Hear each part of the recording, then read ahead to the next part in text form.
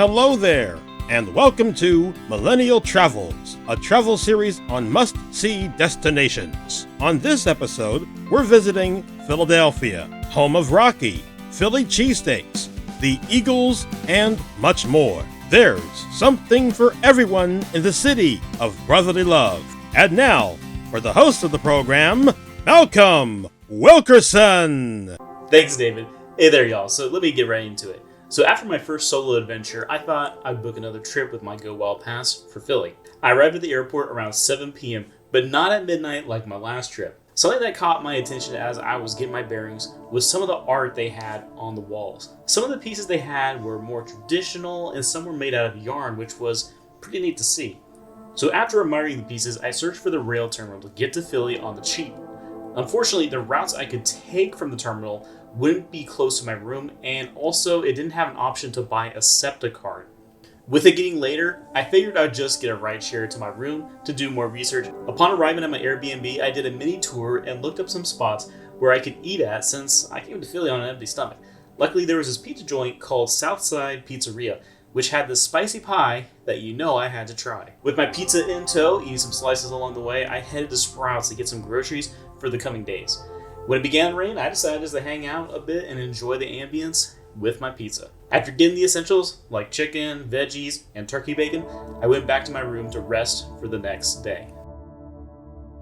So before I get into the travel blog, I want to give a quick shout out to Dyehardfan for making me a custom tie-dye t-shirt with a Liberty Bell on it. But let's get back to it. After mapping out a basic route for the day, I decided to head out to Philadelphia's Magic Garden. The weather this day was fantastic with a slight breeze with a light overcast. The walk didn't take too long till I started to see some murals on the walls. Some were small and some were like 3 stories high, so that was pretty cool to see. For the buildings that were more decorated, it felt like they were just taken from some fantasy world and plopped right in this district. Unfortunately though, in regards to the Magic Gardens, I only got a sliver of the magic as the place requires tickets in advance, and there was already a large group at the event that arrived before me and they had bought their tickets in advance. The next tour was going to be an hour away, so I decided just to head to Liberty Bell instead. Now for my walk to the Bell, it was easily just fantastic. The old buildings with their brick exteriors were always around. Some were in a better state than others, but either way, they all had their own unique character that made the journey more interesting. Along the way, I got to see a mini concert from some event that was popping up in the street. I stuck around for a bit before going on my merry way to see some of the shops. One in particular had this really adorable little cat. Along the way, I got to see the Walnut Theater, which happens to be the oldest theater in America, and the Will's Eye Hospital, which is one of the oldest facilities in the world to specialize in eye care. The most interesting find, though, was the Public Ledger Building. The exterior was really fancy, but the crown jewel was the Wawa convenience store on the inside on one section of the building. They had some amazing iced coffee that was good at that particular time. For those who don't know, Wawa is a gas station chain that can be found in various states, but easily this is probably the fanciest one I've ever been to. So after the mini break at the Wawa, I went to the place that got me going on this trip in the first place, which was the Liberty Bell. Now something to keep in mind if you're going to visit this place is that you may want to go when the hours aren't as busy, as each time that I passed by the place on my multiple days being there would always be a line wrapped around about halfway across the building. If you don't want to wait in line, there's a large window where you can take a pic of the bell on the other side of the glass. Luckily though, on my visit, I didn't have to wait too long. Now, you do have to go through security, so you may want to remove anything that may cause you to have to leave the line and come back. Once you get inside, you'll find a lot of displays that cover the history of the bell and the events that are influenced by it. The bell itself was made in 1751, which predates the formation of the US, which was in 1784. Also, the crack itself developed over the course of its life, with some repair work done on it. The white crack in the bell was actually an attempt to restore the bell's sound. After the bell, I went across the cobblestone street to the Independence Hall. Now, like with a Liberty Bell, you have to go through security, so keep that in mind before you have to make a run back to your car. Another thing is that you can only visit certain sections of the Independence Hall without a ticket. I was able to get into Congress Hall, which is awesome to be in some of the first places where the nation was founded. If you need to brush up on your history, they have park rangers telling you about the events that were going on at this time. along with some historical facts of the building and the surrounding areas. After the history class, I got into the random exploration mode, running by the Liberty Hall, Second Bank of the US, and some other buildings that looked neat as I headed to the Olympia cruiser. Along the way, it was incredibly relaxing being surrounded by all these old buildings and finding the small parks along the way. It was the character of it all. It felt like I'd find some other unique spot that isn't just cookie cutter like some other cities are. One of the stops I made was this courtyard under some trees with these cute little sparrows just chattering all around. Another was this alleyway with this stone path, ye olde flags, old style lamps, and trees added some shade between the tightly woven houses. Maybe it was the connectedness of it all, or maybe it was just the cute little cellar basements. Further down, I found this housing unit that had a little arch that you had to go through to get into this small parking lot that had all these houses surrounding it. It was neat to look around and just imagine that what it may have looked like a couple hundred years ago. Eventually, I made it to South and Front Street, where I used this walkway to cross over the highway to get a good shot of the Battleship, New Jersey, and to get some grub at the chart house. I figured if I'm going to get a little rest in, I might as well eat and get a good view of the river while I relax. With some rest and food in my belly, I set off to the Olympia cruiser. Now, unfortunately, the Bakuna submarine was not open at the time of my visit, but it was all good because I got to see the Olympia, which is the oldest American steel warship still afloat. Now, first off, one of the things I found neat was the fact that, well, it was a museum boat. So a lot of other places, you're actually, you're going to a physical place that was built for that purpose. It was fun to be able to roam the cabins, learn more about the ship, and to get a small glimpse of how it was like back in its heyday.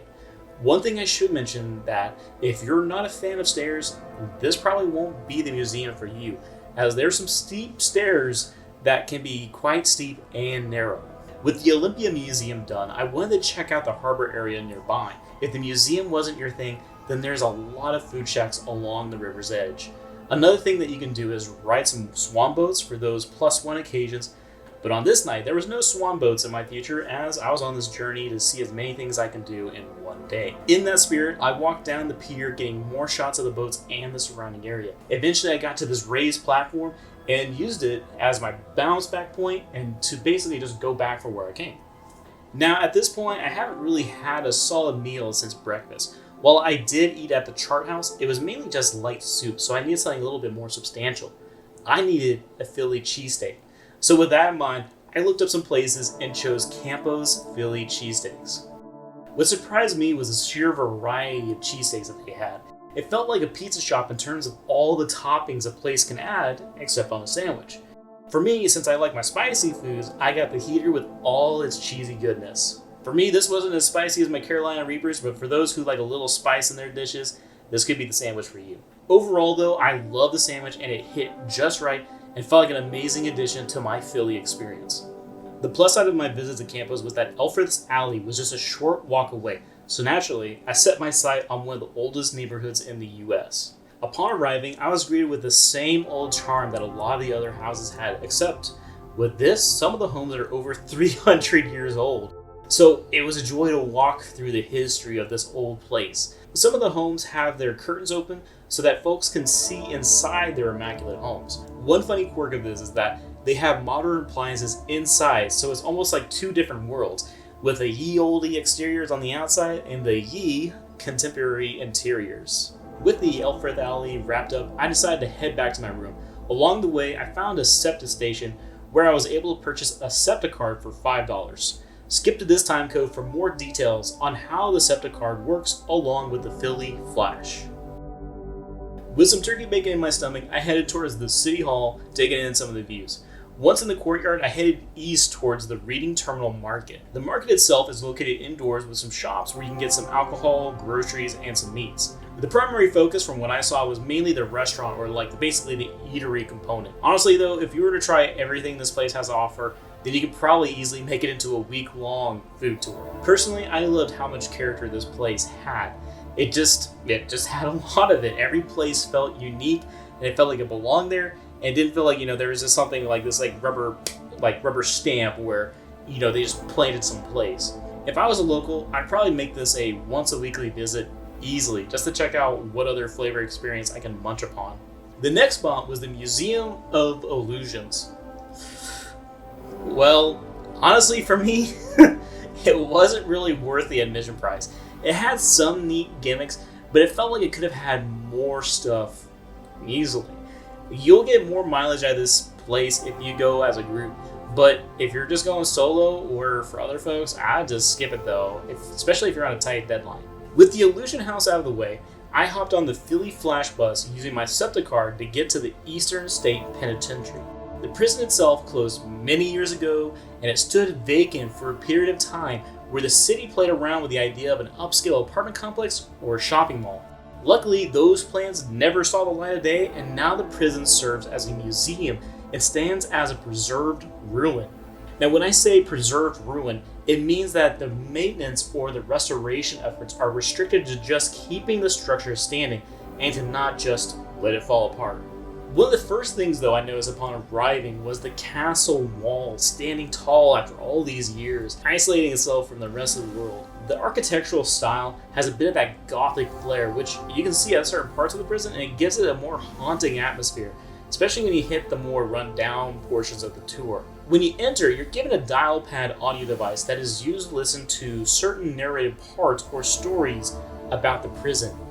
When you walk the grounds, there will be posts with numbers on them where you can dial that number to play an audio file that's relevant to the spot you're at.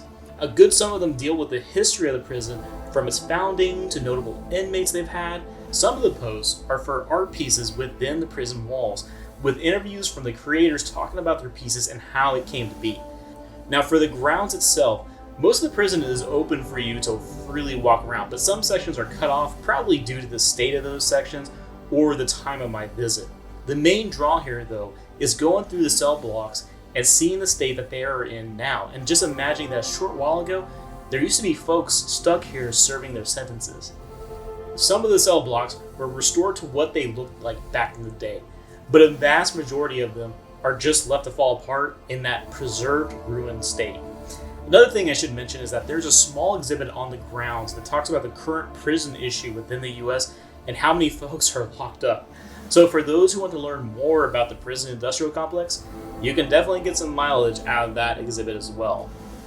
At the end of it, I thought this place was immensely interesting, especially learning how state-of-the-art it was back in the day, especially when you compare it to what the life for the average day citizen was at that time. I think this place would be great for those curious souls who want a bit of prison history while touring a dilapidated prison, one that especially has a lot of history within its walls. Also, I should mention they do have ghost tours for the spooky season, so that may be something to look into as well if you're in the area. After the prison tour, I walked over to the Philadelphia Museum of Art to see the amazing architecture and to see the rocky steps. For me, I love the tall windows, those robust pillars, and those low pointed roofs. The views from this place were fantastic as well, with the standout being able to see City Hall with nothing blocking my view, so that was awesome. Now, with this spot being as famous as it is, there were a ton of folks coming taking pics and doing the rocky run up the steps. At this point, we have to be real, because if you're in Philly and you're near this spot, it is your duty to run up those steps. So after running up the steps and getting some shots, I walked back down to take a pic with Rocky. After that, I just ate another Philly cheesesteak kind of like near my Airbnb and called it a day. On this day, the main attraction was the City Hall, but I want to give a quick shout out to KDJW5's David Washington for making the amazing intro to this video and for making me aware that there were tours at the City Hall. If you want to learn more about Philadelphia and the surrounding area, be sure to check out his channel. Link is in the description. But back to City Hall. Your best chance to get a view of the inside is to buy your tickets for either the Tower Tour or the City Hall Tour. I should mention that the City Hall Tour includes a ride up to the tower at $30, but the Tower Tour only includes a ride up to the tower at $15. So the first thing I did was a Tower Tour, and luckily for me, I was the first one of the day, and I got to be the only one to go up to the top for my time slot. So it was almost like I had my own private tour at the top of City Hall. The guide who took me was telling me fun facts about the tower and City Hall itself. The views were absolutely fantastic, and it was one of the few times in my life where I can get a nice skyline view of a city. It made it all the sweeter, with this being my first time at City Hall in Philadelphia. Also, if you like the history behind the statues at City Hall, then this tour will definitely give you that little tidbit that you need. After the tour, I was able to join the next one, which was the tour of City Hall. For this one, the guide takes you to different rooms in the building while working their way up to the tower. All the while, you're learning about the city of Philadelphia, so for the history buffs, this would definitely be something for you. At the end, you finally get a chance to go up to the tower, but it may take a while to get to the top depending upon the size of your group. The elevator is quite small, so it can get really tight when you do go up. After the tour, I went to the National Constitution Center to brush up on some of my old American history. The center covers a lot of different topics from the Civil War, Reconstruction, the 19th Amendment, and much more. My favorite bonus from this visit was a chance to see one of the original copies of the Bill of Rights. There were 14 total that were made, with one, or at least the main one, being in DC and the other 13 being in the original 13 states of the Union. After this though, I decided to call it a day and head towards my room, but not without having some birria tacos before I called it a night. So for this day, I sort of went on the lazy route as I didn't want to hustle like I did on some of the other days. In that spirit, I went back to the Philadelphia Museum of Art and checked out the area that was behind the museum to see what was all around. After that, I hopped on a bus to get near the Cherry Street Pier. At the time I arrived, it was fairly empty with some shops on the right-hand side, but I think during the weekends this place probably fills up. But for my visit, I was mainly wanting to get a good shot of the Franklin Bridge. After getting my shots, I decided to cut the day short and just head back to my room and relax and plan on how I was going to get back to the airport, as I didn't want to book another Uber and I just want to try the rails, as I basically was just using buses all over Philly, so I want to try the rails for the first time. To start it off, I went back to the fancy Wawa that won my heart and got myself a nice iced coffee. I relaxed there for a bit, then I headed towards Love Park to find a station near the Franklin National Memorial to ride a train to the airport. After getting my ticket, I hopped on the train for the airport. It's a pretty simple, lazy ride, and I probably got there within 30 minutes. After getting through security, I got to see some folks dancing and an odd Burger King that served beer, which was my first time seeing anything like that. Fast forward to my flight time, I noticed that there was some smog outside that was starting to get thicker. It turned out that the smoke was coming from the Canadian wildfires, which in turn caused heavy delays at the Philadelphia airport. In the bathrooms, the smoke smell was really strong and the airport was as cold as heck. But I think they cranked it up to filter out the smoke. So originally my flight was going to leave around 8 p.m., but due to the smoke, it kept getting delayed. At first it was about 30-minute delays, then it became hourly delays. Eventually, I got a notification from Frontier Airlines saying that, well, my flight wouldn't leave till 6 a.m. the next day. Luckily, I got food from the odd Burger King that was serving beer, and I had my laptop, so I was just doing random projects while passing by at the time. Around 2 a.m., I got an email from Frontier giving me a $75 flight credit to use on a future flight and a $15 meal voucher to use at various food joints, including the ones at the airport. So that took some of the sting away from the delay. Fast forward to about 30 minutes before my flight, I got myself a coffee and some fried rice. So when it came to the flight back home, there was a lot of open seats, which I think was because of the 9-hour delay. It helped me out though, as I was able to stretch out a bit and take a 2-hour nap. After the nap, I ate my fried rice, and shortly after that, I landed safely back in DFW. Overall, this was my favorite trip so far. There was so much to see and do in the area that it still feels like I missed out on a lot of different things. But really, it's impossible to experience everything in a city in just 1 week. I might visit again in the future to see some of the things that I missed, along with going to some of the outlying areas to experience more of Philly. But honestly, it was just amazing. I loved it from beginning to end, even with some of the other hiccups like the public transit. So with that, nice segue, now for the public transit. Now here's a rundown on Philadelphia's public transit. When it comes to paying a fare, you can either do it with cash or a Septa card. With the Septa card, you can load it like a debit card. I ended up getting the weekly TransPass Plus because it included a lot of rides, and plus I wasn't sure how often I was going to use it. I should mention that if you get the Septa card, that you get to ride the Philly Phlash for free. So that might be an extra incentive for those wanting to take full advantage of the public transit. Now, to get the most out of Philly's public transit, you'll want to map out the route you want to use before you set out. If you don't, Be prepared to hit some roadblocks if you're trying to figure it out while you're on the move, which is what I did. When you do find the right line, you're given a map of nearby stops of that line where you can select those points to see the ETA of the buses on that route. Another thing to note is that the rail lines are not included. For instance, if you hop on the nearest line near the Love Park area, like basically to go to the airport, you're going to be looking at a $6.50 fare one way. Be sure to ask a Septa employee for more info in case you're lost. For me, some of the routes I picked through the app had some crazy delays where the ETA would stay at 10 minutes forever, so I would have to basically just walk to where I needed to be because I didn't want to wait any longer. The one that I had the least amount of issues with was the Philly Phlash, which was fantastic for going to more of the touristy spots. But going back to the usual Septa public transit, when it was on time, it was awesome. It got me to where I needed to be. I just wish that it didn't have those earlier hiccups where basically the map was kind of inaccurate and the delays were just like crazy. Whereas the 10 minutes was indefinite, or 10 minutes actually became 30 minutes. Overall, it was a mixed experience, but I blame a lot of that with my inexperience with Philly's transit. And with that said, I hope y'all stay safe and have a good one.